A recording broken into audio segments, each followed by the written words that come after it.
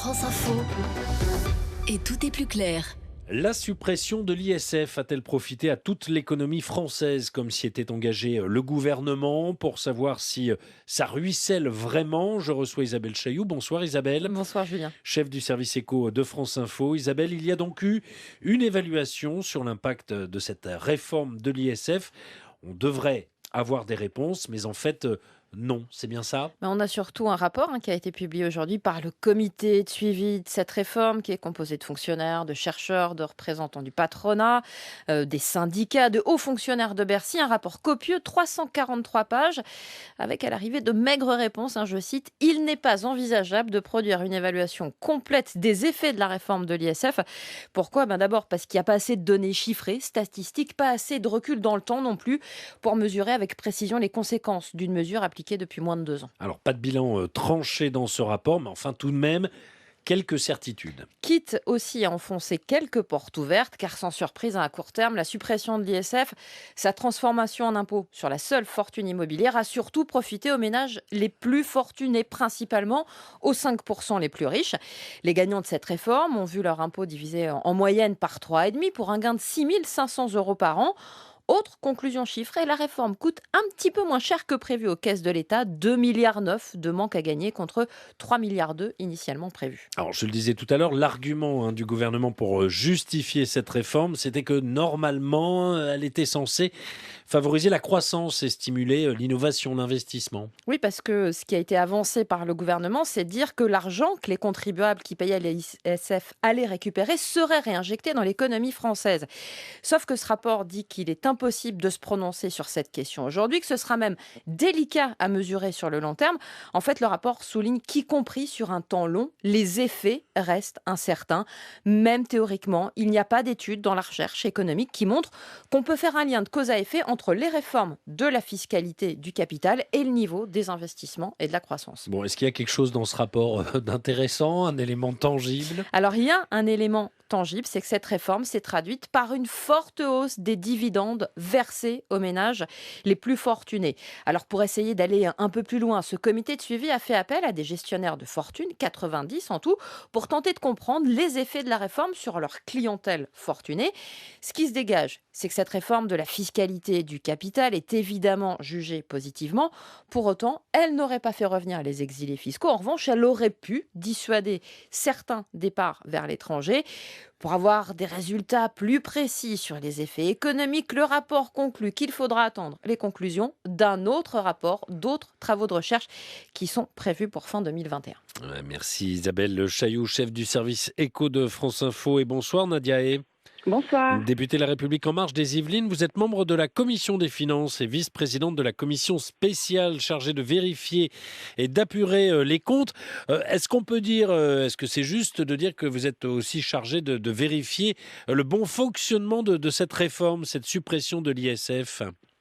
En tout cas, j'ai été appelée à siéger au sein de ce comité de suivi et d'évaluation de la réforme de la fiscalité, puisque je le rappelle, c'est une demande qui avait été formulée par le Parlement lors du vote du projet de loi de finances pour 2018 et donc voté en 2017. Quand on voit ce rapport, on se demande bien finalement à quoi sert cette réforme, parce que France Stratégie dit qu'elle n'est pas capable finalement de savoir où passe l'argent ainsi économisé par ceux qui payent l'impôt. Alors, ce que nous disons surtout, c'est qu'effectivement, ce rapport est un premier rapport, et donc un point d'étape, et d'autres rapports vont suivre pour évaluer cette réforme.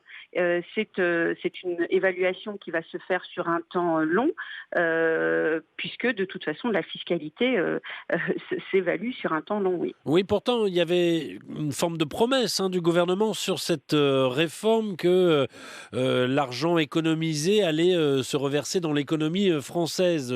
Il n'y a absolument aucun moyen de le vérifier. Comment vous allez faire, vous ? La promesse qui avait été faite, c'était justement de poser les jalons d'une politique économique favorable. Ça passe effectivement par la réforme de la fiscalité, ça passe également par d'autres réformes que nous avons menées, notamment d'autres projets de loi que nous avons votés. Je pense notamment à Pacte, je pense notamment à la réforme sur l'apprentissage, je pense à d'autres mesures qui sont là justement pour planter une politique économique favorable à l'investissement. En rendant, alors sur cette réforme précisément, nous avons souhaité rendre une fiscalité beaucoup moins complexe qu'elle ne l'était et beaucoup plus lisible.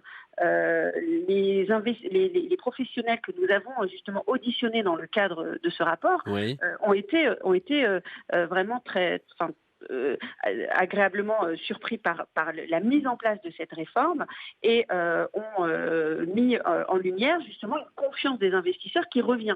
Et quand on voit que la confiance des investisseurs est basée notamment sur une stabilité fiscale et sur plus de lisibilité, eh bien nous avons tendance à croire que cette réforme-là a eu un bienfait effectivement dans notre économie. Tendance à croire, mais ça ne veut pas dire que c'est le cas. Alors justement, la poursuite des travaux va avoir pour justement objectif de déterminer ce lien direct de cette réforme fiscale sur une économie qui repart et qui s'inscrit dans une certaine dynamique. Vous ne pensez pas que ça va prêter le flanc à la critique d'une politique en faveur des plus aisés ? Je ne pense pas que ce soit vraiment une critique sur les personnes, enfin une politique pour les plus aisés. Vous savez, moi je suis élue d'une circonscription où il y a des personnes qui souffrent tous les jours et qui sont à la recherche d'emploi, un taux de chômage qui explose et notamment pour les jeunes de moins de 25 ans, où la création d'entreprises a été bloquée depuis plusieurs années. Et bien quand je vais vers ces personnes-là, ce qu'on me demande, c'est pas forcément de critiquer cette politique qu'on peut avoir justement sur la réforme de la fiscalité aux ménages les plus aisés, mais c'est comment aujourd'hui on est en responsabilité et comment on agit au plus près de ses habitants pour les aider à retrouver un emploi ou pour créer des entreprises. Eh bien, cette réforme fiscale pose les jalons pour pouvoir justement mener cette politique économique que nous favorable justement à la création d'entreprises, à l'investissement que nous appelons de nos voeux. Et le prochain rapport va sortir quand sur cette réforme ou l'évaluation de la fiscalité ? C'est prévu pour quand ? Il y aura un point d'étape chaque année. Oui. Ce qu'il faut noter, c'est que il y a un effort qui a été salué par les experts qui composent ce comité, des économistes, qui ont salué justement la mise à disposition de la Direction générale des finances publiques de données, des données statistiques ou de données même liées au profil des contribuables pour mener une évaluation très, très précise justement de cette réforme-là. C'est une révolution, ça n'avait jamais été fait auparavant. Nous n'avons jamais évalué une fiscalité comme nous le faisons aujourd'hui. Je pense que c'est courageux et je pense que c'est à louer.